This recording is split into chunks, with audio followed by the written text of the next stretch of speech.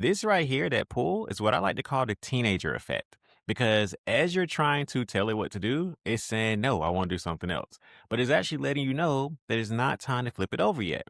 So wait for it to be ready to move, and then it will move.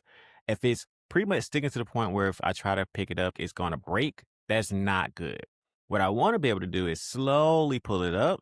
And then if it comes over without it pulling apart, then that's good. But if it's not doing that, then it needs to just keep on cooking. That's all.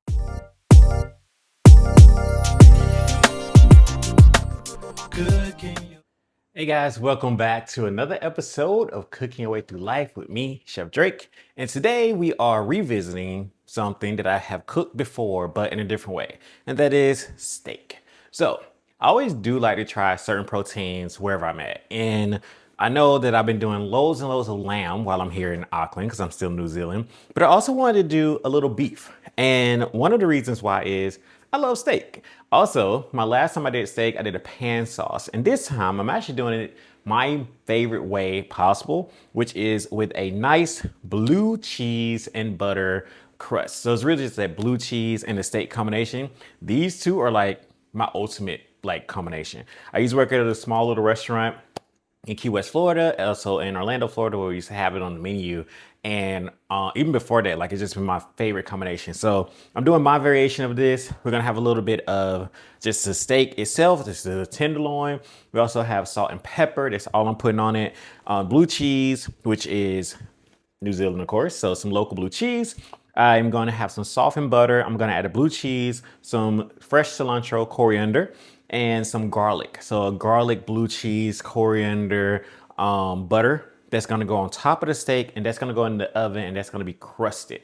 So let's get this together. First and foremost, some things never change. If we want to make sure that we have a really nice sear on the steak, I need to make sure that I get it as dry as possible. So I'm just taking a paper towel and I'm patting dry my steak, because when you go into a pan to sear or on the grill to grill, you want to make sure that it's dry as possible, because any excess moisture on your protein is going to start to steam first and sear second. And we don't want that to happen. We want to sear first and only sear. Now I'm going to put on some black pepper and salt. I know this, and I say this all the time. This is controversial because some people, including one of my really good friends, Chef Lean, she likes for the steak to not have black pepper on it. I think it's a personal preference. I don't sear it too long, so I don't feel like my black pepper ever burns. If you are a well done steak lover, I feel like maybe, yeah, you should probably lean to not putting black pepper on your steak.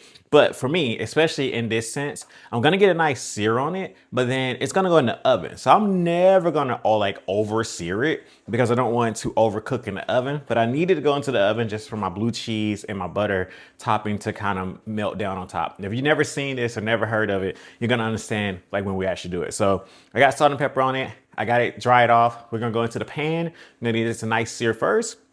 So go in this pan, and then while it's searing and everything, I'm gonna get together my topping. And that's pretty much it. This is a very, very simple recipe. I don't even know if I call it a recipe. It's like a very, very simple technique. Searing the steak, putting this cheese and everything on top, letting it go into the oven until it's the temperature that you want.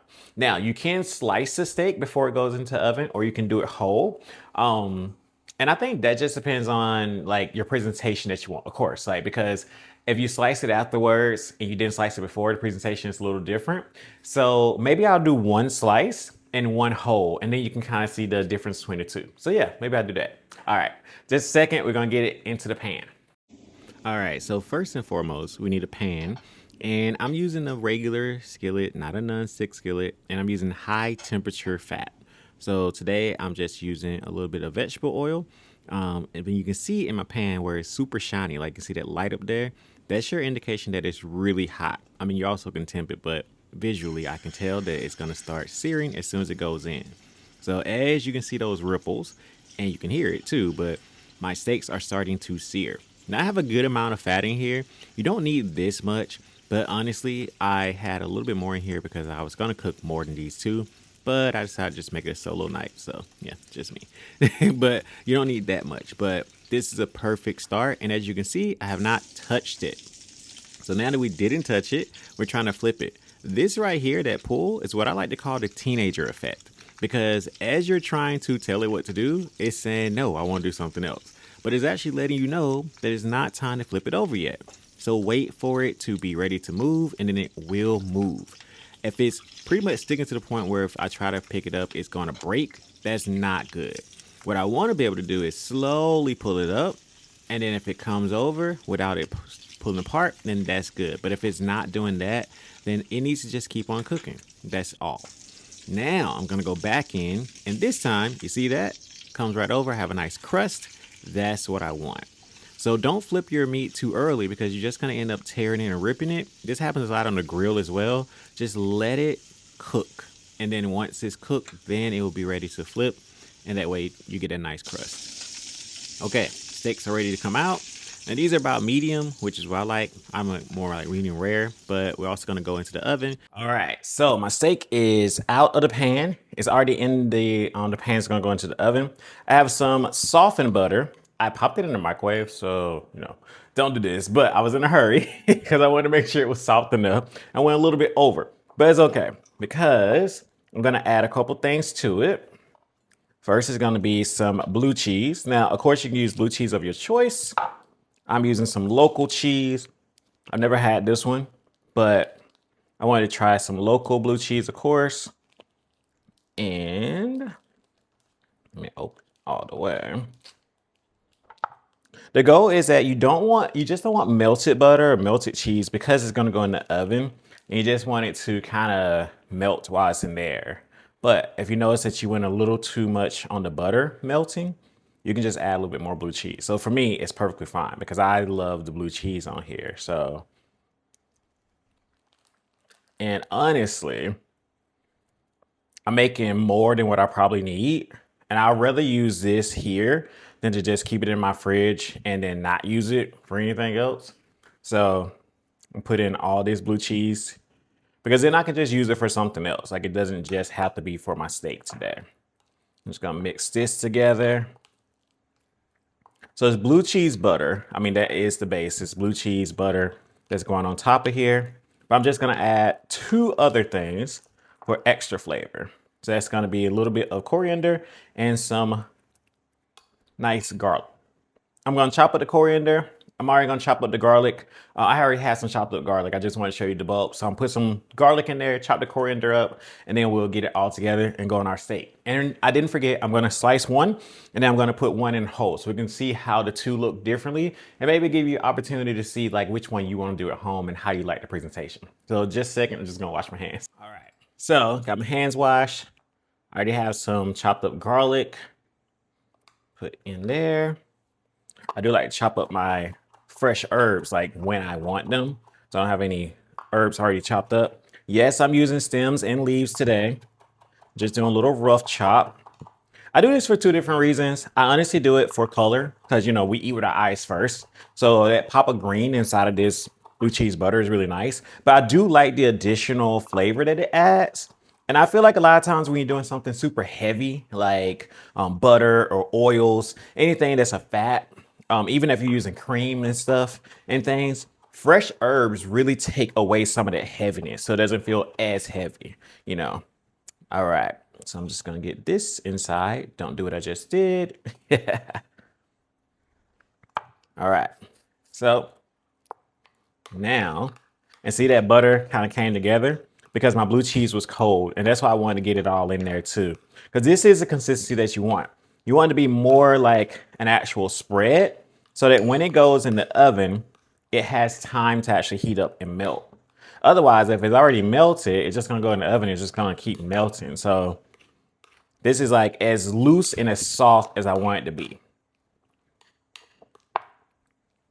Now, last thing for me, and this is just for me because of the fact that I use unsalted butter. I did use salt and pepper on my steak, but if you like a little bit more salt, this is when you can salt and pepper your butter. So I do a little bit because this is my topping. I'm not using any sauces, no steak sauce, like this is the topping. And I love black pepper or fresh pepper anyway. Just put a little bit of salt and pepper in there. And that's just, like I said, because my steak, my butter is unsalted. All right, so I'm gonna keep this one how it is. It's pretty perfect. This one already is cracking a little bit. So let's slice this one. All right, guys, so my steak is out of the oven. I told you it didn't take that long at all. So this is very hot, but you know I don't have any feeling in my fingers. So this is my sliced one. This is my whole one. You see, the great thing about it is, no matter which way you do it, because of the way that it melts, you won't really be able to tell. So it's really just your presentation, however you like, with your one. And remember what I said about the temperature. So it does give you a little bit of flexibility on how you want your temp to be, depending on if you slice it or if you keep it whole. Now, what I do want to say is, this dish, super easy, super fast. I did blue cheese, butter, a little bit of garlic today, and some cilantro, also known as coriander. You can change out the herbs. You can change out the garlic, so I put garlic in. You can add a little spice, so fresh chilies or chili flakes to give a little spice there. You can do so many things to this. The best part about it is you can also add this to a pasta dish or rice. So you can actually have this amazing meal just from this. So when I do a lot of proteins by itself, it actually really lends itself to add to, especially pasta if you have extra pasta left over. This could actually go with some pasta, with some rocket or arugula, with some cherry tomatoes, strawberry tomatoes here in Australia, here in New Zealand. So yeah, the sky's the limit. So here are your steaks today. I am going to enjoy this so much. Y'all get to the end. They go cooking your way through life. Thank you for watching today's episode. I hope you enjoyed it and maybe even learned something. You know what to do next. Please hit those like, share, and subscribe buttons below and have a great day.